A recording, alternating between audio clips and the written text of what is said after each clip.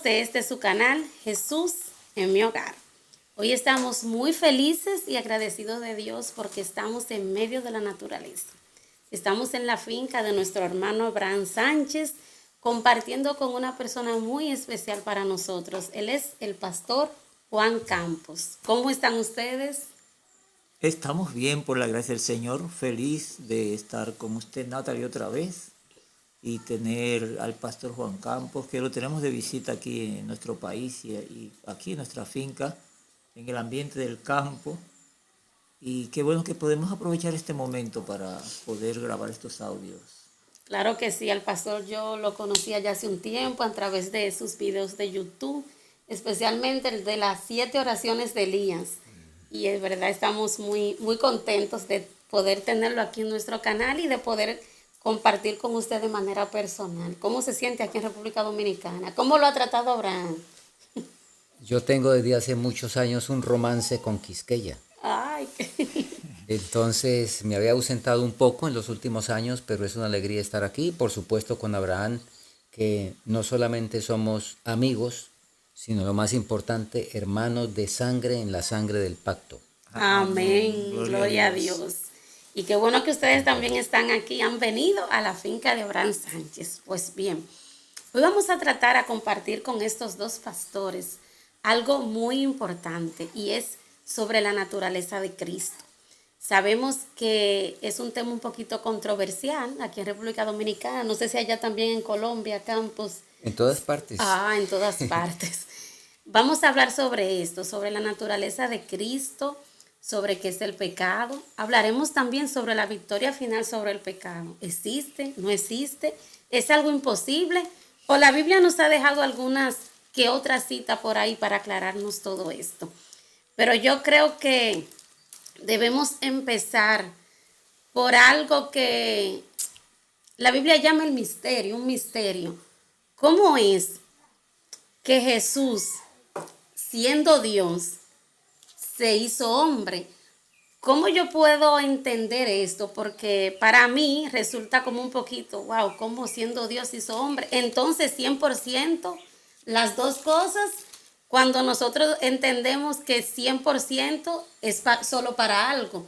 ¿Cómo yo puedo congeniar esto de que Jesús es 100% Dios, 100% hombre? ¿Y cómo es eso de que dejó allá el cielo para venir aquí a la tierra? ¿Cómo podemos explicar eso a nuestros amigos de Jesús en mi hogar, entendiendo que la mayoría pues no son cristianos? ¿Cómo ellos pudieran entender esto? Creo que el pastor nos puede aportar interesantemente sobre eso. Bien, voy a leer 1 Timoteo 3:16. Nos dice, y sin contradicción, grande es el misterio de la piedad. Dios fue manifestado en carne, justificado en el Espíritu, visto de los ángeles, predicado a los gentiles, creído en el mundo, recibido arriba en gloria. La primera frase creo que nos enrumba y de entrada nos pone un límite, porque un misterio es un misterio.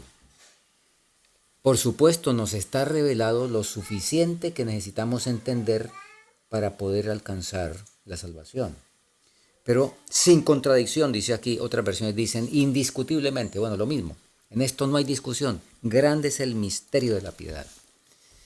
Y, insisto, humanamente hablando, no hay todas las respuestas precisas, satisfactorias para explicar esto. De hecho, será un estudio por los siglos sin fin, nos dice la inspiración. Pero insisto, pues podemos tener lo suficiente para seguir el noble ejemplo que el Señor nos dejó. Lo de 100% humanamente resulta confuso, porque la lógica humana no entiende que algo puede ser por un 100% por una parte y por otra parte otra cosa que también sea 100%. Ahí es donde la lógica humana entra en prueba, hermana Natalie.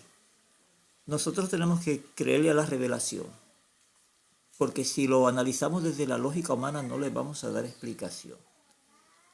Cristo, Dios en el cielo, Cuando vino a la tierra, no le restó a su condición de Dios, pero asumió la humanidad. Y la humanidad que él asumió, no le podemos reducir nada, era la humanidad, 100% humano. Naturalmente tenemos que entender algunas cosas.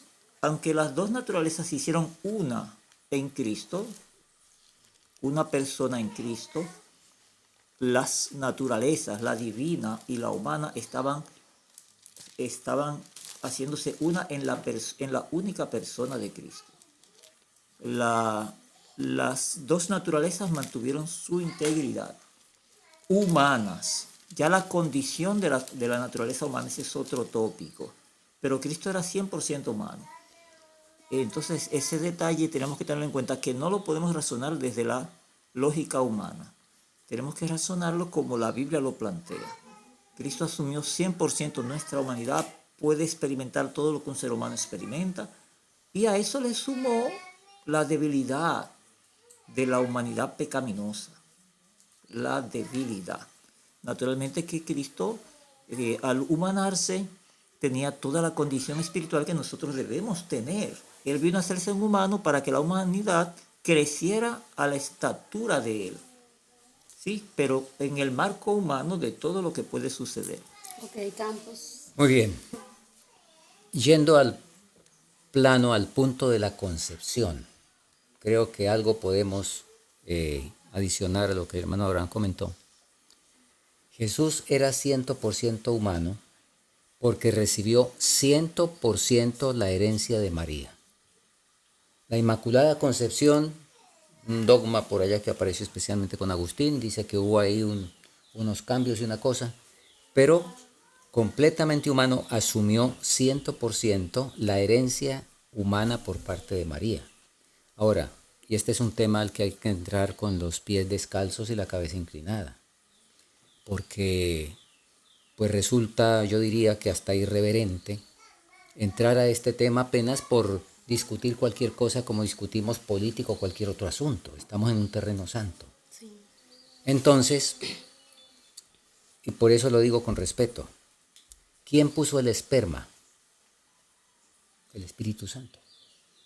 Eso es lo que dice la inspiración cuando el ángel le dijo a María, el Espíritu Santo te cubrirá, el Espíritu Santo vendrá sobre ti y el poder del Altísimo te cubrirá con su sombra. Entonces, por eso era completamente divino por ese lado y completamente humano por el lado de María. Y como dice el hermano Abraham, pues ahí podríamos entrar a discutir o qué sé yo. Personalmente no sé más de eso y acepto eso que para mí está claro en la palabra. Ahora déjeme un detallito más antes que se me escape. ¿Cómo estaban las dos naturalezas? Es interesante entender la diferencia entre unidas o fusionadas. ¿Sí? A ver, ¿qué es una combinación o una unión o un compuesto? El agua, por ejemplo. El agua es la unión del oxígeno, una molécula de oxígeno, un átomo de oxígeno, dos átomos de hidrógeno. Pero es muy interesante, ni el oxígeno ni el hidrógeno pierden sus propiedades, pero están amarradas en una sola molécula, por así decirlo. Muy interesante. ¿Correcto? Sí. Eso es, ahora, de esa manera fue como Cristo se encarnó. Una fusión es cuando mezclamos el amarillo con el azul, verde, ajá, y no, con el azul. y da violeta. Nos da verde. Da verde. Da verde. Amarillo y azul da verde. Dan otro color. Y el verde no es ni amarillo ni azul, sino una cosa que se revolvió, una licuada, por así decirlo. Entonces, la naturaleza espiritual o divina y la naturaleza humana no estaban licuados en Cristo. Dice Colosenses 2:9, en él habita corporalmente la plenitud de la deidad. Entonces quizá esta ilustración nos puede ayudar un poco, Sí, claro. del compuesto y de la fusión. Y ahí entra la definición clara de lo que es naturaleza y de lo que es persona. Nosotros los seres humanos somos de naturaleza humana. En Dios se da un caso que pueden haber distintas personas en una única naturaleza. En la naturaleza divina hay diversidad de personas. En el caso de Dios, 3 personas. ¿Sí?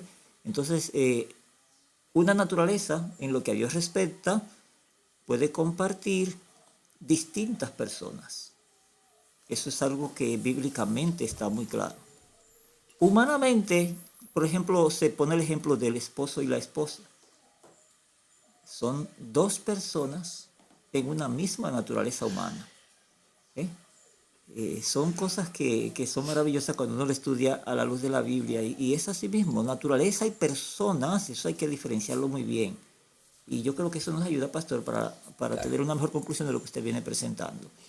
Hay un detalle sobre algo que usted decía, que yo veo que hay mucha diferencia y discusión, sobre todo en los teólogos, en los eruditos, en lo que tiene que ver con la concepción de Jesús, en el aspecto de genética. Para mí me resulta un poco difícil llevarlo al plano genético, en lo que tiene que ver con la concepción de Cristo. Y de hecho recuerdo una expresión de Elena de White, al menos yo la considero inspirada, muchos no la considerarán, pero ella dice, la naturaleza humana de Cristo fue creada. La naturaleza humana, la naturaleza divina de Cristo para nada es creada. Yo veo con mucha fortaleza la idea de creación en lo que tiene que ver con la concepción humana de Cristo. Yo creo que María fue un medio de Dios y que así como Dios creó a Adán, hizo a un hombre, hizo al segundo Adán. Naturalmente que se valió de un vientre porque tenía que ser un ser humano. La condición de humano la determina el hecho de que nació de una mujer. Pero en cuanto a la conformación genética que pudo determinar la humanidad de Cristo, ya ahí caemos en un plano biológico, en un plano fisiológico, que no necesariamente tiene que entrar en ese aspecto. Cristo, el santo ser, es obra del Espíritu Santo, pero no podemos concebir al Espíritu Santo obrando allí como un ente genético, sino como un Dios creador de una naturaleza humana. Y para mí gana sentido de esa manera. Pero lo importante es que Cristo fue un ser humano 100%, porque Dios así lo determinó. Muy bien, ¿qué puso Dios? Dios puso un clon, ¿cómo decir? Dios puso ¿qué es lo que resulta del óvulo y el gen? Bueno, eso Dios manejó ese proceso desde ahí o lo manejó ya desde el ente, ya después ya esa parte, pues es oscura para la humanidad, podemos especular, pero sí Dios creó un ser humano, o sea, la humanidad de Cristo, que se fusionó con su divinidad de la manera tan brillante como el pastor lo presentó, y tenemos un humano como nosotros. Sí, excelente. Es un tema que, como decía Campos, debemos quitar el calzado de nuestros pies porque es un tema de mucha reverencia, de mucha actitud positiva y de no irnos más allá de lo que está revelado, porque aquí tenemos todo. Ya vemos claramente que Jesús vino con 2 naturalezas. Porque a partir de ahí me surge una pregunta. Nosotros sabemos que antes del pecado existió una naturaleza que era la que tenía Adán sin pecarlo, obviamente, y después otra que fue cuando Adán pecó. Mi pregunta es ahora, ¿con cuál de las 2 naturalezas vino Cristo? ¿Antes Una o después? pregunta que ha generado una discusión por muchos siglos, hermana. ¿Con cuál de las 2? Bueno, déjame decir algo en ese sentido. La condición espiritual de Cristo no era una condición caída. Eso es importante. Yo creo que en eso hay un consenso, lo más general. Entonces, Cristo vino a enfrentar el pecado en el mismo plano en el que Adán fue tentado. ¿Cuál fue la experiencia de uno y de otro? La del primer Adán fue que cayó, la de Cristo no cayó nunca. Él venció donde Adán. Entonces, espiritualmente, la condición de Cristo siempre fue de una comunión con su Padre. La crisis de Cristo era ver rota esa relación y hasta el momento de su muerte él trató de mantener esa relación, esa comunión. Y en el momento del Getsemaní, allí Cristo estuvo en una angustia. Y en el momento de la cruz, en el momento del Getsemaní dijo: Padre, si es posible que pase de mí esta copa. Es algo que yo lo voy a sobrellevar más si tú lo decides, porque el que decidía era el Padre. Él su voluntad la sometió al Padre. Cristo mantuvo su voluntad sometida al Padre todo el tiempo. O sea que la condición espiritual de Cristo era una condición de relación y comunión, nunca de ruptura, nunca de caída, en el sentido espiritual. Ahora bien, la condición humana, resultado de la caída, estaba debilitada, derrotada totalmente, debilitada.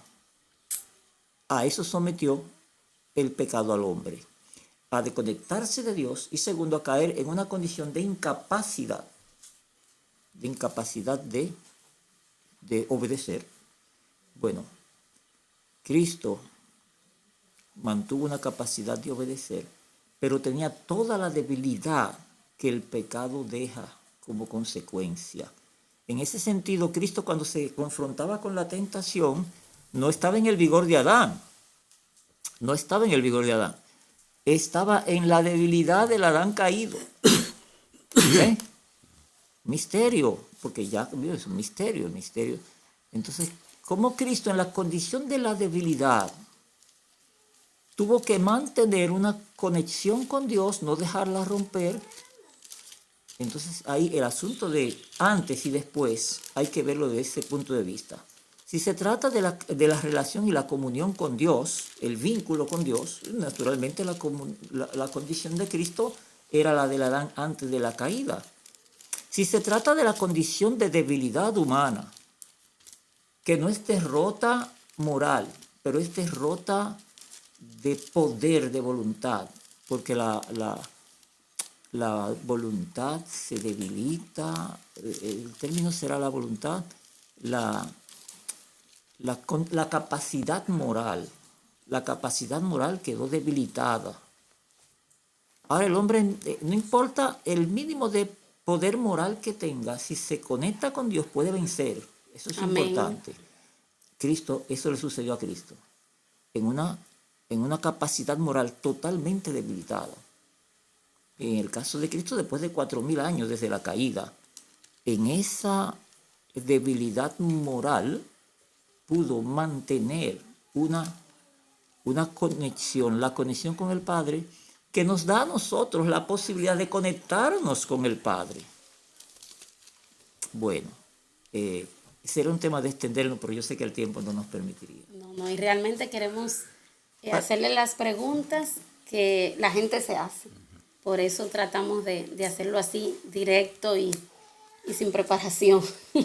Que de hecho, perdón, Elena, la hermana Natalie nos metió en este tema prácticamente, sí, pastor, de improviso, ¿verdad? Yo llegué aquí y no sabía que me caían. Yo vine como Abraham sin saber a dónde iba. Realmente esa era la idea, que Okay. nuestros hermanos pudieran ver desde allá que la Biblia es que da las respuestas y no Abraham Sánchez y Juan Campos, sino la Biblia y el espíritu de profecía. Quiero agregar algo bien conocido, y hay dos pasajes en Hebreos que son determinantes en este tema. Me refiero a uno de ellos en el capítulo 2, versículos 14 al 17. Así que por cuanto los hijos participaron de carne y sangre, él también participó de lo mismo. Lo que el hermano Abraham está comentando a nivel físico, aquí al decir carne y sangre usa los términos sars y haimata, humanos, totalmente. Así es de que aquí no hay diferencia. Bien, él también participó de lo mismo para destruir por medio de la muerte al que tenía el imperio de la muerte, esto es al diablo. Paso al 17, que es el que más nos interesa. Bueno, el 16. Y aquí viene el punto. Porque ciertamente, y esto aquí obviamente está hablando de naturaleza, porque ciertamente no tomó para sí la naturaleza de los ángeles, sino que tomó la de la simiente de Abraham. Paro aquí. Dentro de la acusación de Satanás a Dios, la acusación en el cielo fue: la ley es injusta, la ley de Dios es injusta, los ángeles ni la necesitan, ni realmente la pueden obedecer. La ley, Sí, la ley de Dios. sí, La acusación de Satanás de que era una ley sí. injusta, estamos hablando del cielo. sí, claro. Sí, sí. ¿Quedó refutada esa acusación? Claro. 2 de cada 3 ángeles le callaron la boca. Entonces él tuvo que cambiar a otro punto la acusación. Y la hermana Joay deja eso sumamente claro. Mensajes Selectos, tomo 3, página 153. Dice: Satanás, el ángel caído, había declarado que el hombre no podía guardar la ley después de la desobediencia de Adán. Entonces, para Cristo refutar eso, no podía venir en una naturaleza antes de la caída, porque se quedaba sin refutar la acusación de Satanás, que la desvió aquí a la tierra después de que quedó refutada en el cielo. Y por eso, y es muy interesante, mire, yo veo, bueno, el Señor por algo es Dios, ¿no? Amén. Y sabe el fin desde el principio, y sabe lo que él sabía de esta controversia que íbamos a tener con este problema aquí, aquí abajo. Si aquí el texto hubiera dicho: porque no socorrió a los ángeles, sino que socorrió a la simiente de Adán. Bueno, al decir simiente de Adán, pues ya es Caín y Abel y los que en el pecado, ¿cierto? Pero ¿En qué texto? en Hebreos 2:16. Muy bien. Pero, a ver, el hombre fue creado, dice el Salmo 8, un poco menor que los ángeles. Aquí voy a traer esto porque es importante este punto que voy a decir. Un poco menor que los ángeles, ¿en cuanto a qué? ¿En cuanto a pureza moral y limpieza? No. En cuanto a, lo digo de esta manera, exaltación o rango, fue creado un poco menor que los ángeles, pero no es que los ángeles tuvieran una pureza 100% y Adán entonces una pureza al 90%. En ese aspecto, Adán fue creado igual que los habitantes de todos los mundos, con una pureza total, igual que los ángeles. ¿Sí? Entonces, por eso la refutación de Satanás no es que Adán antes del pecado no podía guardar la ley, sino la refutación de él es que el hombre caído no podía guardar la ley. Y por eso era necesario totalmente de que Cristo viniera en la naturaleza caída, pero no corrupta. Hay una cita, y pues no sabía, si no la habría buscado, donde, muy interesante, donde la hermana White dice, bueno, ella tiene muchas citas hablando de la naturaleza caída de Jesús, pero en una, la que quiero referir, dice que era naturaleza caída, pero no corrupta, y que no sería corrupta a menos que transgrediera la ley de Dios, ¿sí? Lo cual nunca ocurrió, por supuesto. Entonces, este texto, ahora, otro detalle, bueno, nos alargamos un poquito. No, adelante. ¿Por qué? Versículo 17. Por lo cual le era preciso ser en todo semejante a sus hermanos. No quiero entrar en la semejanza, sino aquí, bueno, sí, hay que entrar necesariamente. A sus hermanos. No sé si aquí en Dominicana la gente, ¿qué dice? De cualquier niño que nace por ahí, en la calle, donde sea. Pero en Colombia dicen, uy, ese también es un hijo de Dios. Sí, aquí también. La Biblia no enseña eso. La Biblia no enseña que todo el que nace por ahí es un hijo de Dios. Los hijos de Dios no nacen, se hacen. Juan capítulo 1.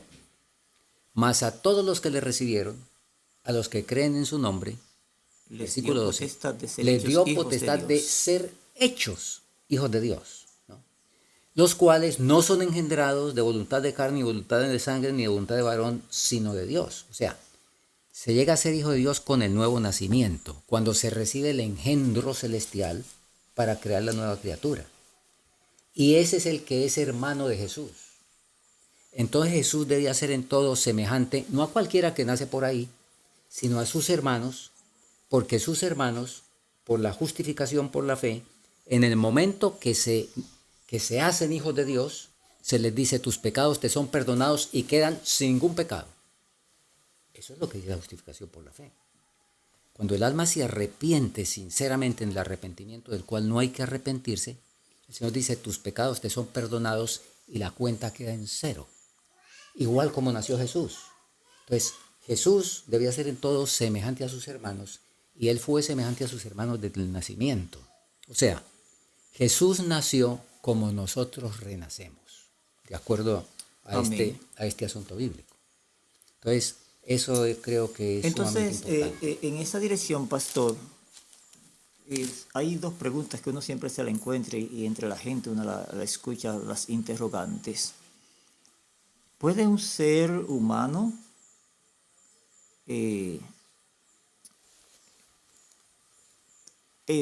vivir conforme al poder de su voluntad de tal manera que vive en la obediencia? Es decir, el nacimiento humano común le da al hombre la capacidad de vivir conforme a la voluntad de Dios en la misma naturaleza del nacimiento humano. Y en el caso de Cristo, tenía Cristo desde la condición derrotada en la que el hombre nace. Entendemos que el hombre tiene una naturaleza derrotada por el pecado. Eso también es tema de discusión. Pero desde esa condición es posible vencer. Cristo vino a brindarnos la capacidad de vencer. Vino como un ser victorioso a diferencia de lo que nosotros somos. Vino a brindarnos algo que no tenemos. Él nació como nosotros debemos llegar a nacer. ¿Establece eso una diferencia en el nacimiento de uno y otro? Son preguntas. Particularmente yo creo que es comprensible que aceptemos que Cristo vino a darnos un poder que no poseemos. Eso Él no lo adquirió, fue lo que nos trajo en su humanación. Y Cristo no vino a vencer el pecado. Cristo vino a mantener la victoria sobre el pecado, a no dejarse derrotar. Que no sé si me doy a entender. Eso es lo que nosotros, en nuestro caso, debemos alcanzar. Nosotros debemos alcanzar. O sea, el nuevo nacimiento implica que alcancemos una colocación en la cual iniciamos una carrera de victoria sobre el pecado. Perfecto. Sí, no, claro, adelante. Perfecto, pero quiero destacar lo que el hermano Abraham dijo muy bien. Sí. Y es enfatizar, y vamos a mirarlo en la Biblia, enfatizar que, correcto, Cristo, y me parece muy bien eso, Él no vino a vencer el pecado en su vida porque nunca lo tuvo, ¿sí? Claro que no. Y eso hay que ver, se puede enfocar desde el aspecto del nacimiento, desde la humanación. Por eso comenté, y pues de acuerdo a lo que presenté, pues así lo entiendo, ¿no? Lo capto. Cristo nació como nosotros renacemos.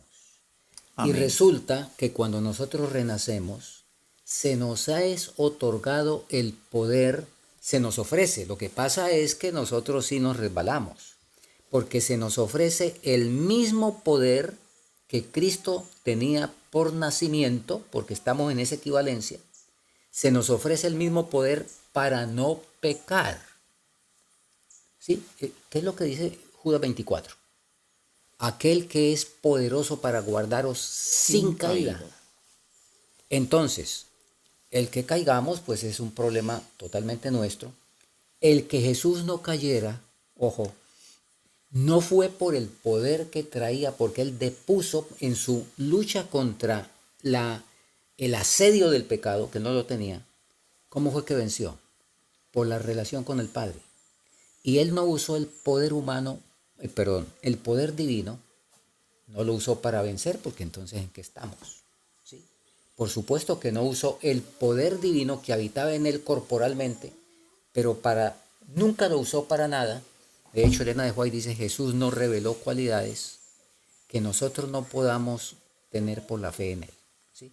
Resucitar muertos, todo eso. De hecho, los discípulos, ¿qué milagro hizo Jesús que no hicieron los discípulos después? Todos los milagros, resucitar muertos y todo, ¿no? El mismo poder, el Amén. mismo poder que asistió a Jesús, a un Jesús que nunca pecó, pero necesitaba depender del poder divino para poder permanecer frente a la tentación.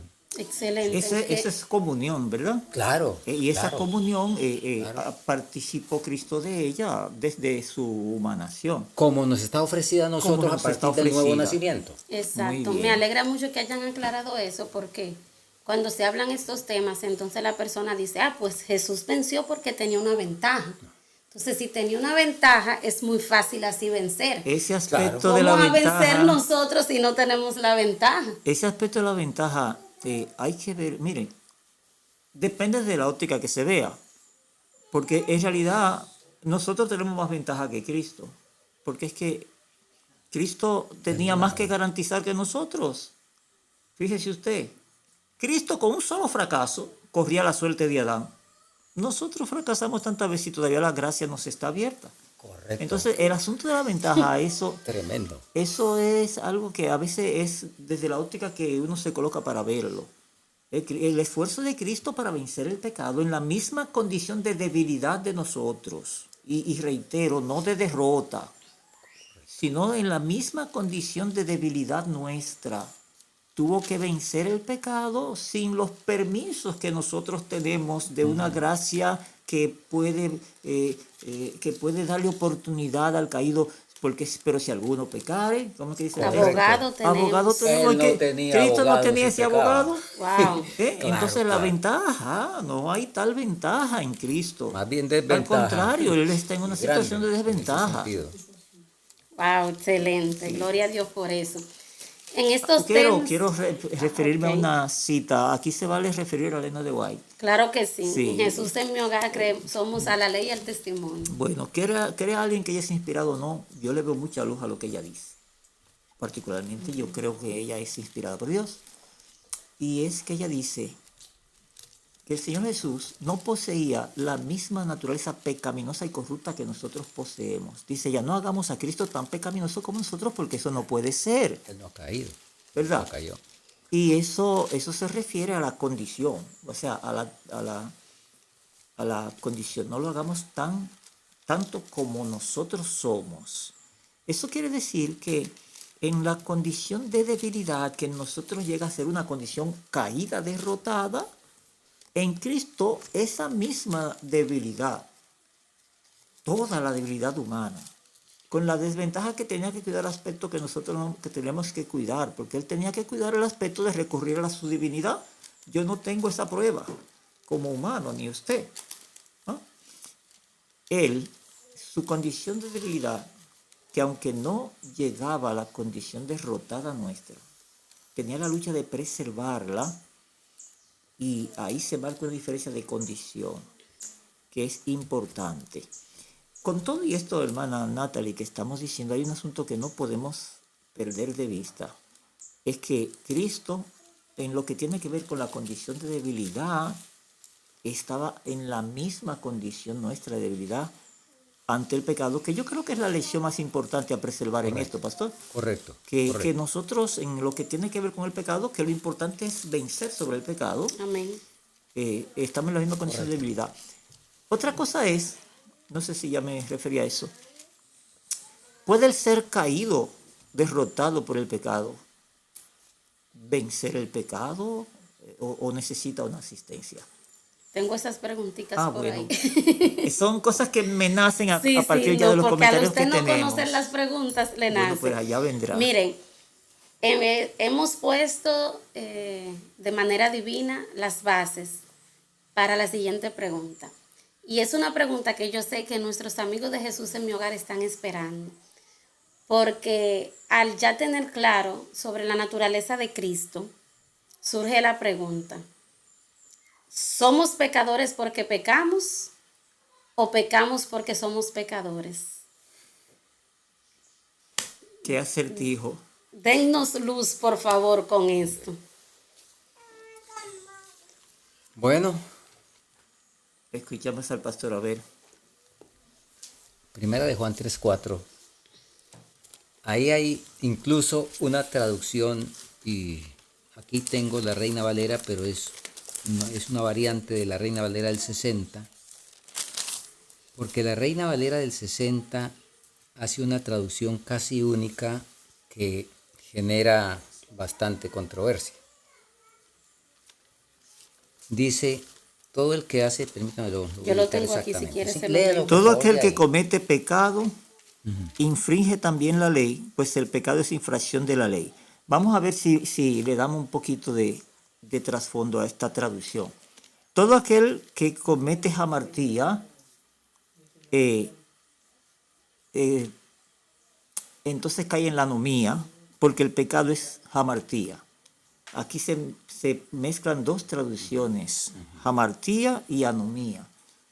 Hamartía era el blanco, anomía es ser antiley, ajeno a la ley o adverso a ella, al margen de la ley. Y se cae en el pecado, lo que se entiende por hamartía.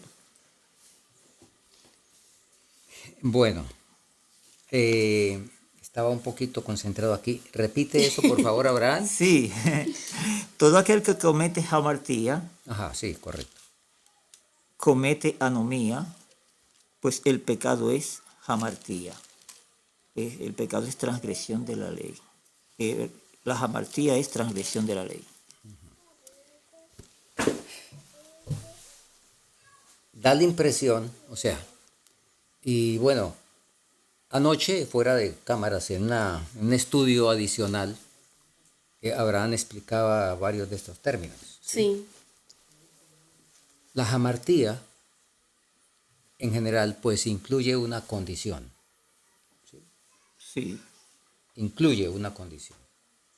Ahora, eh, esta palabrita traducida aquí como también, y pues lo que nos ha ayudado Abraham, da la impresión que primero está el pecado, de alguna manera cometió pecado y entonces también infringió la ley. A ver, poniéndolo en su pregunta exactamente, ¿no? Pecamos, infringimos la ley porque somos pecadores. Eso es lo que parecería decir esta traducción de también. Así lo entiendo yo, ¿sí? ¿Por qué? Transgrede también, ok, ya hubo una transgresión antes, exacto. para que haya otra después. ¿Sí? sí, la frase también es caí en el original, que es algo que se agrega, parece, era Sí. a lo que ya tiene un precedente. Sí. Entonces, este versículo, pues solo, así traducido, pues diría, pecamos porque somos pecadores. O sea, cometemos los actos, en fin, qué sé yo, bueno, la infracción ya es el fruto de ser pecador. ¿Sí? Eso diría esto. Pero hay otros pasajes que no dicen exactamente así. Isaías 59:2, por ejemplo, nos dice, porque vuestros pecados, Han pero hecho vuestras separación. iniquidades, pecados, hay diversas palabras ahí, pero vuestras iniquidades han hecho división entre vosotros y vuestro Dios, y vuestros pecados han hecho ocultar su rostro de vosotros para no oír. Ok. Entonces, aquí somos pecadores porque pecamos. En el otro parece que somos, ¿qué? Pecamos porque somos pecadores. ¿Cómo resolvemos el asunto? Hay que resolverlo. Y Sí, para eso están ustedes aquí. bueno. Resuelvan. Bien, yo creo que el pecado no lo podemos razonar en el aspecto de la consecuencia. Yo creo que el pecado traza una ruta. Y cuando lo consignamos pecado, eh, desde las motivaciones o cuando ya se consumó el acto. Yo creo que hay que ver el pecado y señalarlo como tal en toda su trayectoria, y eso nos remonta al Edén y a Eva. Eva comenzó a hacerse una serie de interrogantes respecto a lo que Dios había dicho y a lo que alcanzaba a ver el árbol prohibido. Ya sabemos que ella llegó al acto de comerse el árbol prohibido, pero recuerdo una cita inspirada que dice que el pecado debemos razonarlo de causa a efecto, para que lo podamos definir correctamente. ¿Y cuándo es pecado? ¿En la causa o en el efecto? Imagínate, eso es como que tú dejas caer una manzana. Cuando la manzana se desprende del árbol, va a caer al suelo. ¿Cuándo tú vas a juzgar la caída? La caída es todo el trayecto hasta que se desplomó en el suelo. Así podemos entender el pecado de causa-efecto. Si no razonamos el pecado de causa-efecto, no lo vamos a entender. Este verso, por ejemplo, 1 de Juan 3:4, nos dice: todo aquel que comete pecado infringe también la ley. Esto tenemos que razonarlo de causa-efecto. Comete pecado, infringe la ley. Pues el pecado es infracción de la ley. Hay un movimiento de causa-efecto. Si tú analizas a Juan en sus cartas, primera, segunda y tercera, te vas a encontrar con ese movimiento de causa-efecto. Permíteme aquí recoger un razonamiento de causa-efecto que yo he encontrado en primera de Juan, en segunda de Juan. Por ejemplo, aquí te leo primera de Juan 1:6. Vamos a razonar de causa-efecto. Si decimos que tenemos comunión con Él, ¿qué decimos? Tenemos comunión con Él. Pues yo lo puedo decir. Pero andamos en tinieblas. Entonces dice, mentimos y no practicamos la verdad. ¿Entendiste el asunto de causa-efecto? La única causa de que yo ando en el cumplimiento, en la obediencia, es que estoy en luz, estoy en la comunión con Él. ¿Ves? Me desprendí de la comunión con Él, me llevo al acto del pecado. El capítulo 2, verso 3 ahora, primera de Juan 2:3. En esto sabemos que le conocemos, si guardamos sus mandamientos. Yo soy un guardador de los mandamientos. ¿A qué se debe? Que le conoce. A que le conozco. ¿Ves? Dejé de conocerlo, ya lo otro es consecuencia. No puedo juzgar el pecado en la consecuencia, tengo que verlo desde la causa. Otro verso te voy a citar. El capítulo 2, verso 4. El verso siguiente. El que dice yo le conozco y no guarda sus mandamientos, ¿qué le pasa? Mentiroso. Es un mentiroso, la verdad no está en él. Si yo soy un mentiroso, ¿qué voy a hacer? No guardo sus mandamientos. Está hablando de ser algo ontológicamente. Yo soy un mentiroso. Y entonces, como consecuencia, desobedezco, llego al acto, a la comisión del pecado. Tengo muchísimos versículos aquí. No, te voy a citar algunos. Y ahora te cito el capítulo 2, ahora voy al verso 6.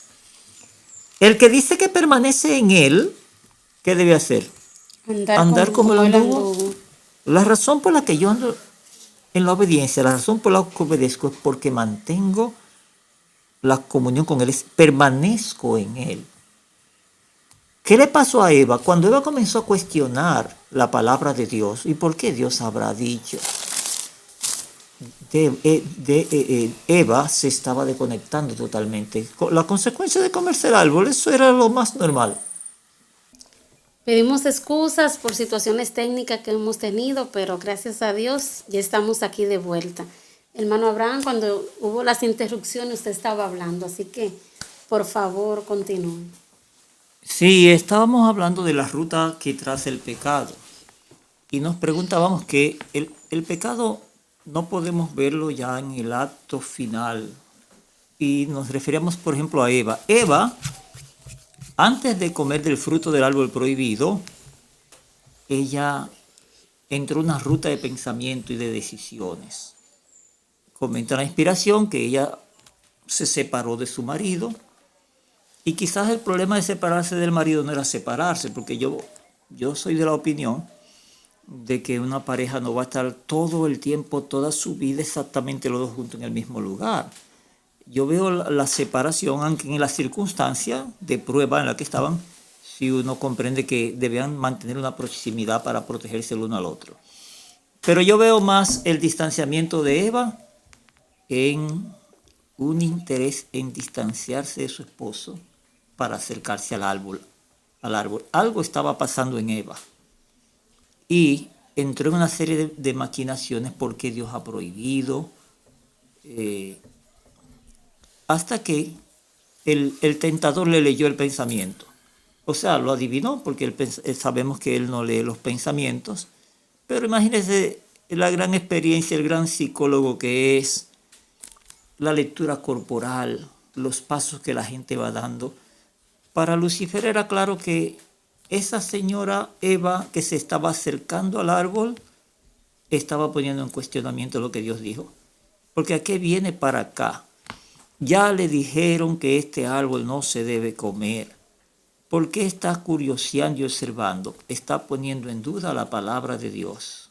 Eva ya tenía una actitud interna en su pensamiento. Entonces, la serpiente la sorprendió y le dijo, con que Dios ha dicho.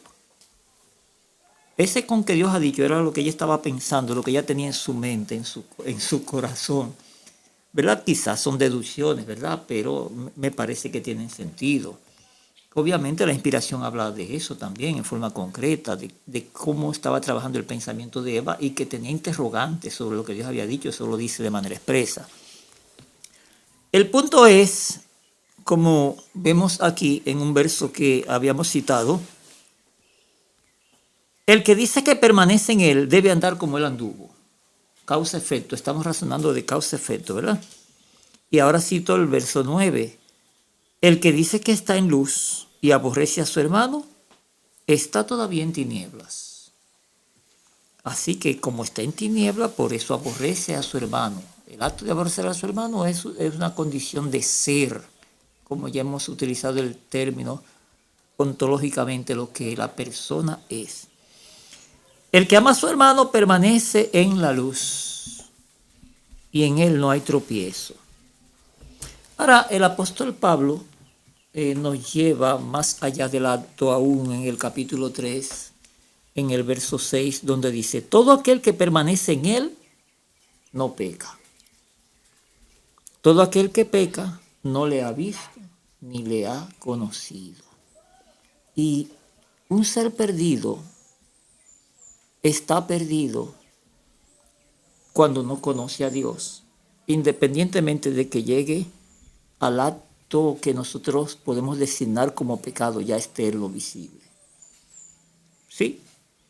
Todo aquel que permanece en él no peca. Ahora, el que no permanece en él está perdido y tiene un tipo de condenación, de perdición, que en algún caso es de juicio o no lo es. Y hay un quiasmo en el verso 9, 3:9.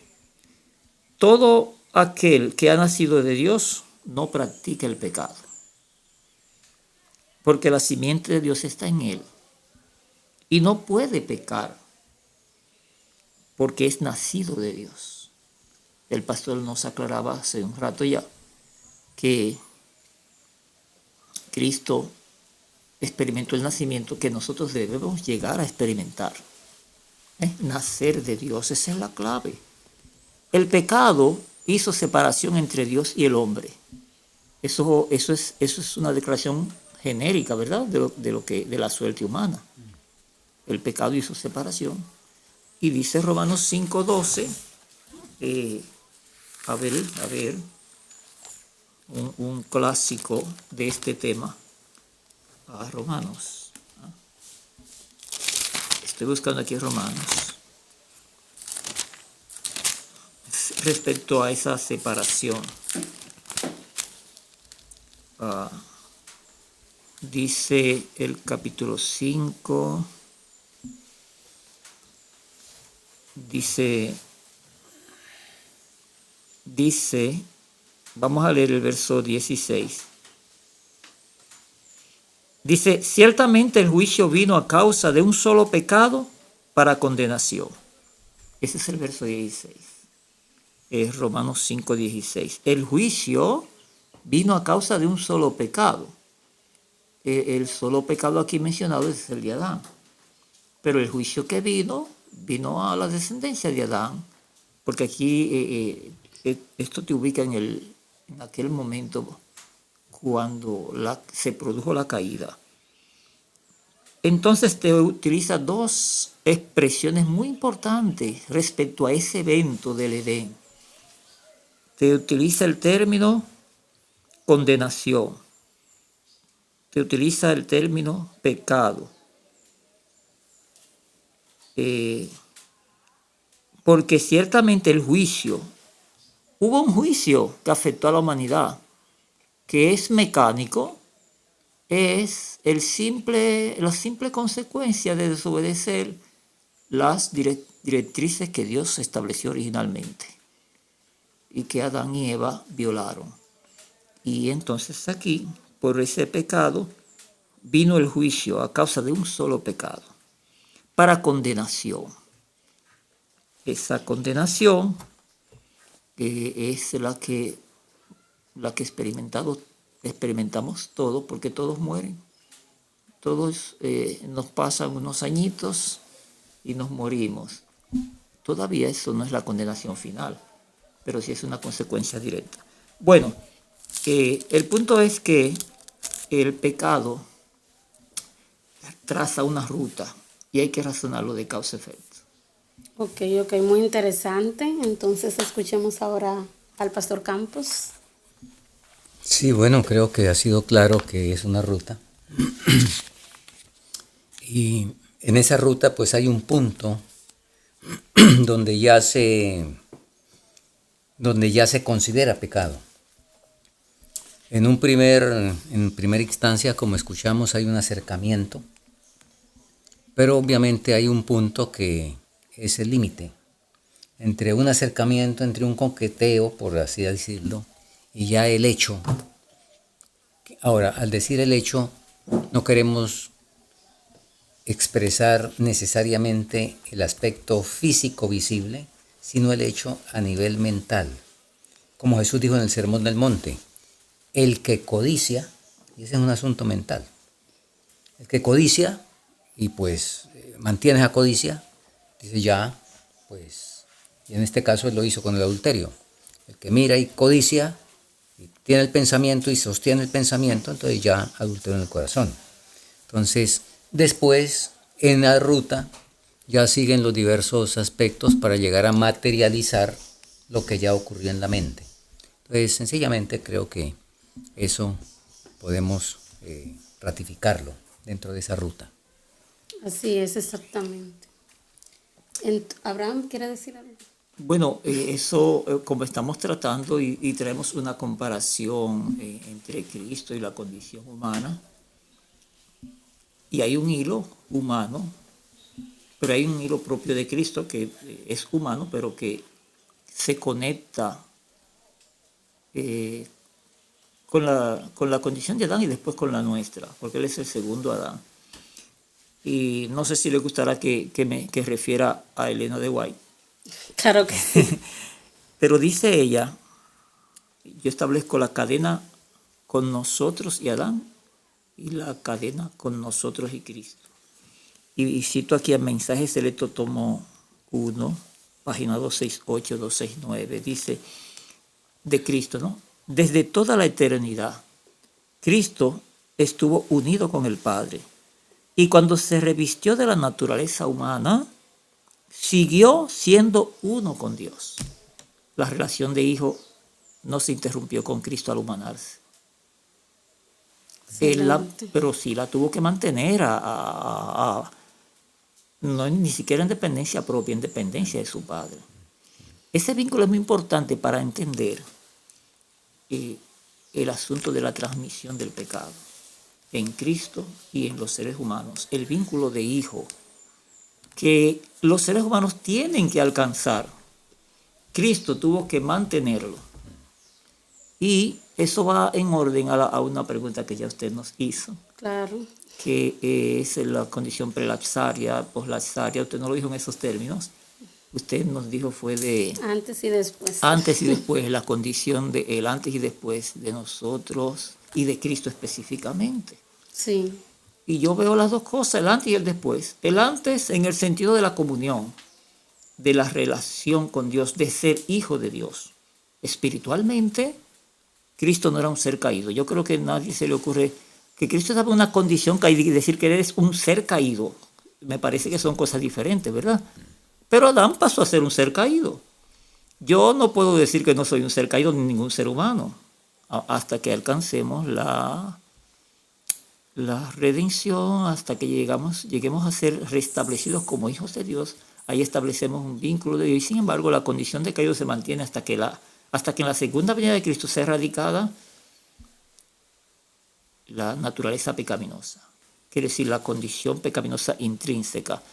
Porque obviamente el carácter hay que transformarlo. No podemos esperar que Cristo transforme nuestro carácter en la segunda venida. Esas dos cosas no se pueden confundir. Y Cristo vivió como nosotros debemos vivir, y en Él tenemos el poder para hacerlo, y en esta naturaleza pecaminosa podemos desarrollar un carácter perfecto como el de Cristo. Pero lo que intrínsecamente somos necesita del poder de Cristo para poder vivir como Él. Cosas que Él no tuvo que alcanzarlas, pero que sin embargo nos las presta, nos las facilita a nosotros. Sí, de hecho, la última pregunta que tenía iba en esa misma línea o va en esa misma línea, entendiendo ya lo que hemos hablado, ¿verdad? Y hay una pregunta que no puede quedarse y usted acaba de tocar, ¿verdad? Por arribita, por así decirlo, pinceladas. ¿Existe la victoria sobre el pecado? ¿Cómo nosotros como cristianos podemos entender este punto? Y sobre todo, ¿cómo llegar a tener victoria sobre el pecado? ¿Lo hago por mí misma? Necesito a Jesús, así como ha dicho Abraham y usted Campos, pero ¿cómo? Porque decirle a la gente, necesitas un cambio, necesitas nacer de nuevo, pero ¿cómo? Nacer de nuevo, en primer lugar, es una decisión. Una decisión en la cual se la entregamos esa decisión y el Señor trabaja con eso. Ahora, ¿cómo alcanzar victoria sobre el pecado? De la misma manera como Cristo logró no caer en el pecado, porque son dos cosas que ya se expresaron ampliamente. Cristo tuvo que mantener una condición. Nosotros pues venimos de una condición muy distinta al punto de llegar a como Él nació, pero a partir de ahí también debemos, el cometido que se nos da es mantener esa condición que se adquirió al nacer de nuevo. Mantener esa condición. ¿Cómo? De la misma manera como Cristo. Exactamente igual. En la dependencia continua. La inspiración que ya se citó dice, Cristo no hacía planes por sí mismo. Todos los días el Padre se los revelaba, hablando pues no de las cosas comunes. No, él no necesitaba ponerse a preguntarle al Padre si de pronto iba a tender la cama, permísame decirlo de esa manera, ¿verdad? Porque no se trata de eso, porque hay corrientes en esa dirección fanáticas. Entonces, era lo que tenía que ver con carácter, con salvación, con sumisión, donde él no hacía nada por sí mismo. Hay unos cuantos textos, uno de ellos es Juan 5:30. Entonces, exactamente él recorrió el camino que nosotros debemos recorrer y que él nos dice, yo lo recorrí en las condiciones en que, pues como hemos aclarado, en su humanidad él recorrió el camino que nosotros también debemos recorrer. ¿Cómo? Con la misma fuerza, con el mismo poder con que lo hizo. Así de sencillo. Y lo mismo que él, con una dependencia absoluta y continua. En el momento, y ya el hermano Abraham leyó esos pasajes, en el momento que se corta esa dependencia, inmediatamente en cualquier cosita caemos. Le pasó a Moisés, por ejemplo, en un momento de descuido. Pero el que permanece en él, leyó, no peca. El que permanece sin desligarse, no hay problema. El problema es nuestra debilidad que se desliga con frecuencia. Wow, increíble. Hay una cita aquí que refuerza eso y me gusta mucho. Está en Reflejemos a Jesús, el matinal, Reflejemos a Jesús de Elena de White. En la página 13 dice, cuán precioso es el pensamiento de que realmente podemos llegar a ser participantes de la naturaleza divina, con la que podemos vencer así como Jesús venció. Es importante esa última frase ahí, como Jesús venció. Porque lo que no se quiere aceptar hoy es que la victoria que nosotros tenemos que experimentar es del mismo tipo de la que experimentó Jesús. Se ha vendido la idea de que el esfuerzo del cristiano de hoy es un esfuerzo de hacer todo lo que él pueda. Pero vivir esa vida de Cristo en la que no hay caída, eso no se quiere aceptar y se ve como algo que intimida, como el cuco, como decimos aquí en República. No sé si allá en Colombia, pastor, se usa eso del cuco. Sí, correcto. Bueno, algo con que la O intimida. Entonces, que no podemos vivir como Cristo así sin caída, porque nosotros somos seres caídos. No podemos caer en un pelagianismo, algo así, de vencer por nuestro propio esfuerzo. Pelagio sostenía que el ser humano no tenía una naturaleza derrotada, sino que su naturaleza tenía la capacidad en sí misma, la naturaleza humana, de vencer el pecado. Eso es, la victoria humana eso es totalmente descartable. Nosotros vencemos por Cristo, por el poder de Cristo que nos asiste. No es un triunfo de nuestra humanidad derrotada. Pero, ¿podemos vencer como Cristo venció? Claro. Podemos vencer como Cristo venció porque tenemos a nuestra disposición el poder de Cristo a través del Espíritu Santo. Muy bien. Y agrega la página 16 del mismo libro. Reflejemos a Jesús. Dice, el ideal del carácter cristiano es la semejanza con Cristo. Entendemos semejanza como algo que intente parecerse, pero esa no es la idea. Es ser semejante. Semejante aquí es igual, ser igual, el lograr lo mismo. Como el Hijo del Hombre fue perfecto en su vida, como Él lo fue perfecto en su vida, los que le siguen han de ser perfectos en la vida suya, en la suya. Jesús fue hecho en todo semejante a sus hermanos. Se hizo carne como somos carne. Tuvo hambre y sed y sintió cansancio. Fue sostenido por el alimento y refrigerado por el sueño. Participó de la suerte del hombre, aunque era el inmaculado Hijo de Dios. De hecho, esa palabrita inmaculado aplicada a Jesús. Yo tengo casi 100 citas donde Elena White se refiere a Cristo como un ser inmaculado. Era Dios en la carne y su carácter ha de ser el nuestro. Ahora me surge una pregunta que no la tenía. ¿Qué es ser inmaculado? Y cuando pensábamos que íbamos a terminar, pues todavía. Porque quizás nuestros hermanos se están preguntando, ¿qué es que Cristo haya nacido inmaculado? ¿Qué significa? Mácula es pecado. Eso se puede ver de práctica, que llegamos a hacer, a apartarnos de la práctica pecaminosa. Okay. Pero ya, como venimos en el hilo presentando, Cristo, el nacimiento de Cristo no fue algo que él alcanzó. La naturaleza de su nacimiento no fue algo que él alcanzó en el desarrollo de su vida, sino que lo mantuvo. Y si entendemos el aspecto del vínculo de Cristo con su Padre, desde su mismo nacimiento, yo creo que podemos entender por qué Cristo podemos considerarlo un ser inmaculado. Naturalmente que posiblemente en la concepción católica podemos referir eso. El concepto de inmaculado tiene una diferencia, porque entonces lo arrastran desde María. La manera como el catolicismo hace a Jesús inmaculado es porque él hereda una condición de su madre. Y entonces, como ella era inmaculada, no sé, habría que también considerar a la mamá o al papá de María también inmaculados para seguir esa cadena. Eso ahí no tiene ningún sentido lógico, ni doctrinal, ni teológico, si se quiere. Pero inmaculado es el ser que no tiene pecado. En nuestro caso podemos llegar a ser inmaculados porque nos apartamos de la práctica pecaminosa. Cristo lo era esencialmente. Perfecto. Gracias. Pastor, Digo, es mi observación, pastor, en ese sentido.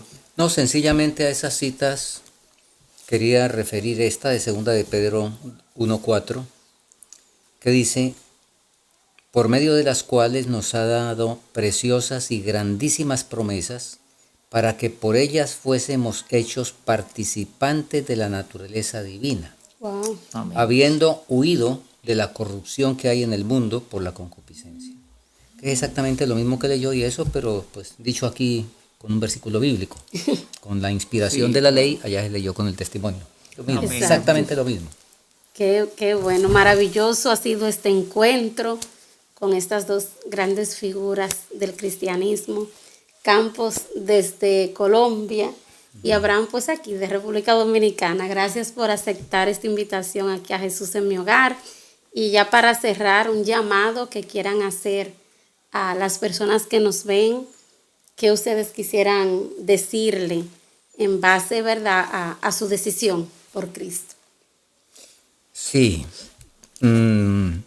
Les recordaría un pasaje de Judas 24 que nos dice exactamente de la siguiente manera: y aquel que es poderoso para guardaros sin caída, al único sabio Dios.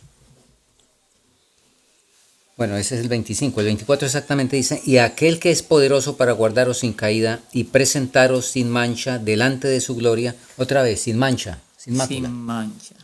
Sin mancha delante de su gloria con gran alegría. Al único sabio Dios, Salvador nuestro, sea gloria y majestad, dominio y potestad ahora y siempre. Amén. Amén. Entonces, atesorar esto es verdad, si nosotros lo permitimos. Si, como se ha insistido, se mantiene la comunión, entonces se puede estar sin mancha. Amén. Amén. Comunión con Jesús. Eso es poderoso. Yo les soltaría a nuestros amigos que nos escuchan que venzan sobre el pecado con el poder de Cristo. Amén. Es posible. Hay mucha gente que está en una batalla espiritual tremenda, que se ha sentido derrotado 1, 2 veces, 3 veces y quizá ha dicho: esto es imposible, yo no puedo, voy a desistir. No desistas, persevera, levántate otra vez, dile: Cristo, tú prometiste que me vas a liberar del pecado, porque no es una obra tuya, es la obra de Cristo en ti. Correcto. Y tú tienes que desafiar a Dios en su promesa de que Él te va a liberar del pecado, que te va a ayudar a vencer, y tú verás, muy pronto vas a ver la victoria. Amén. Así que perseverar y esperar que Dios cumpla su promesa. Gloria Porque a de Dios. ti y de mí no depende. Depende de lo que Dios ha prometido y puede hacer. Y podemos ser victoriosos y vivir la vida de Cristo. Amén. No hay un ejemplo en la Biblia. La inspiración nos dice que ningún ser humano, por santo que haya sido, es el ejemplo que se nos invita a seguir. ¿No? Sino a Cristo, y cuando usted ve la vida de Cristo, fue una vida sin caída. Amén. Qué bueno que te quedaste hasta el final y que pudiste escuchar estas palabras. Nunca olvide que Jesús te ama. Gracias por suscribirte a nuestro canal. Te invitamos a darle me gusta, a compartir, a dejar tu comentario. Será muy bueno leerte. Así que Dios te bendiga. Hasta la próxima. Amén.